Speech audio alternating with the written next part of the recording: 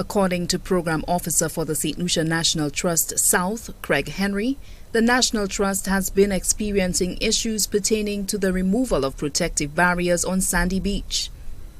The officer felt it was necessary to educate the public about the role of these barriers. We've been experiencing some issues with interference in some of the interventions that we've tried to have over the years on the Sandy Beach area. And these interventions were working towards minimizing coastal erosion along the Sandy Beach strip. One of the main issues is that of the unregulated vehicular access on the beaches, and that has created some negative impacts over the years. Henry says people have been removing the poles meant to create a protective barrier between certain zones on the beach and motor vehicles. These barriers were erected in an effort to mitigate coastal erosion.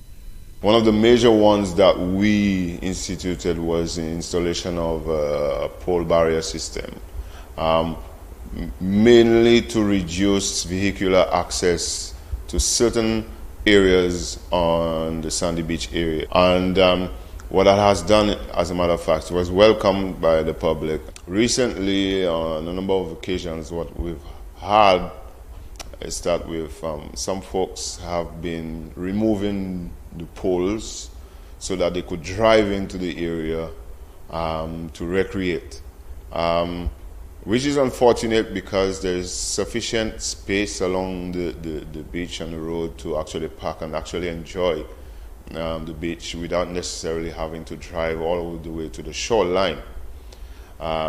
So we've had to deal with that on a number of occasions in terms of reinstalling the poles, and it comes at a cost, of course. As recently as last week, the NCA officer for the South informed me that that incident had reoccurred. The officer stresses the need for the public to respect the intervention methods put in place by the National Trust. He explains that tampering with these measures may have serious implications for the biodiversity in that area. Henry says that Sandy Beach is an active nesting area for turtles. He warns that taking the nesting turtles or the eggs is a criminal offense. Just to remind the public that nesting females, it is illegal to interfere with them, even to take them away or take their eggs, carry them away, or even to slaughter.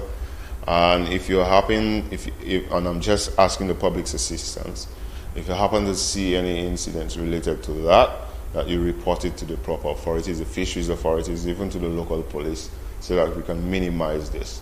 The St Lucia National Trust is charged with advocating for the sustainable use and management of St Lucia's natural resources. Melissa Paul, reporting for the HTS News Force.